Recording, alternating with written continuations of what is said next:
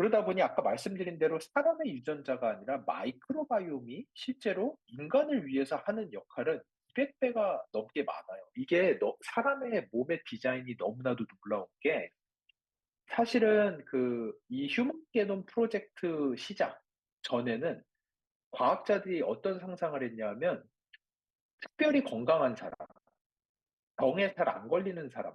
제가 예전에 말씀드렸다시피 콩단백질만 먹었는데 에콜이 막 나와서 갱년기에 안 걸리는 사람. 아프다가도 인삼 먹으면 면역력이 쫙 올라가면서 그냥 몸이 나와버리는 사람. 뭐, 그냥 현미만 먹었는데 가바가 막 나오면서 뇌가 되게 튼튼한 사람. 이런 사람들은 슈퍼파워를 가진 아주 건강한, 특별한 기능을 가진 사람들인데, 옛날에는 과학자들이 이 기능을 인간이 자신의 유전자 안에 가지고 있을 거라고 상상을 했어요.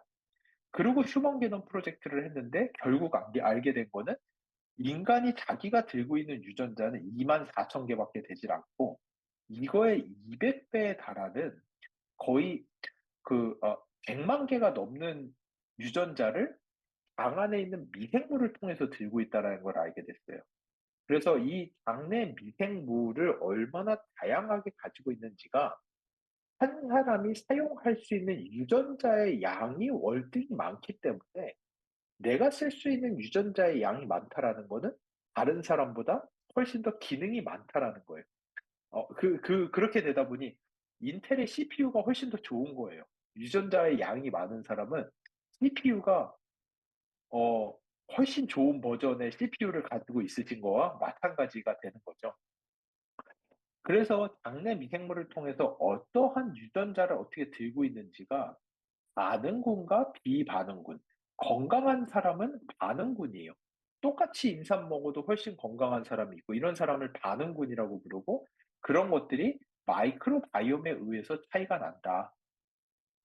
그러다 보니 과학자들이 도대체 그러면은 오케이 알겠다. 우리가 유전자를 내가 들고 있는 게 아니라 내 장내 미생물을 통해서 들고 있다라는 거 오케이. 그러면 건강한 사람들이 특별하게 들고 있는 유전자가 뭐냐를 보기 위해서 1세대 기술은 장 안에 있는 미생물을 유전자 분석기로 찍기 시작했어요. 근데 요거를 유전자 분석기로 찍음으로써 미생물을 아는 것까지 좋았는데 대부분의 회사의 기술은 여기까지밖에 올 수 없었던 한계에 부딪혔고요.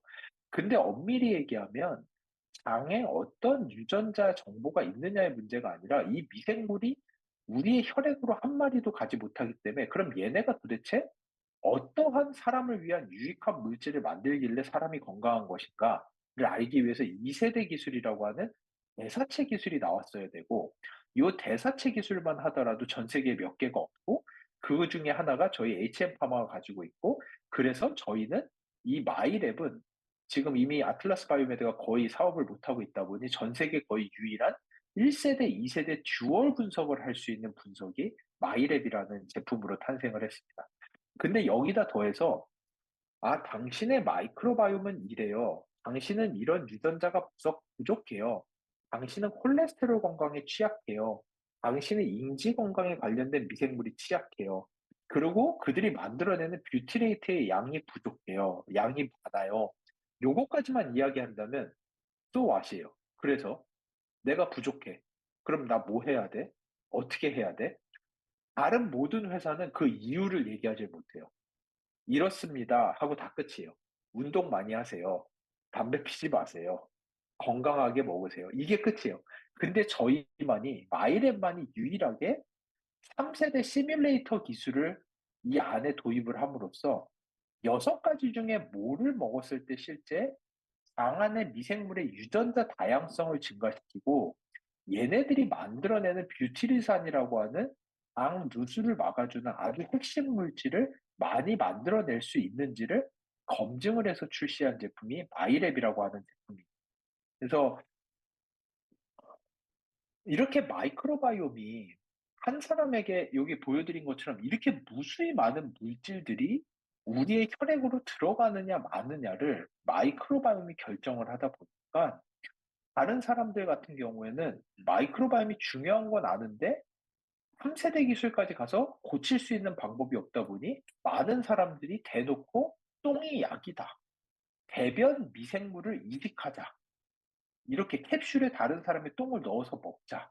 이런 상황으로 가고 있을 때 여기 이 다큐멘터리에서도 이렇게 다른 사람의 똥을 만들어서 먹는 거를 당의 비밀로서 풀어내고 있을 때 유 이럴 정도로 이 사람들에 대한 인식이 바뀌기 시작한 거죠. 이 똥에 대한 인식이 완전히 바뀐 거예요.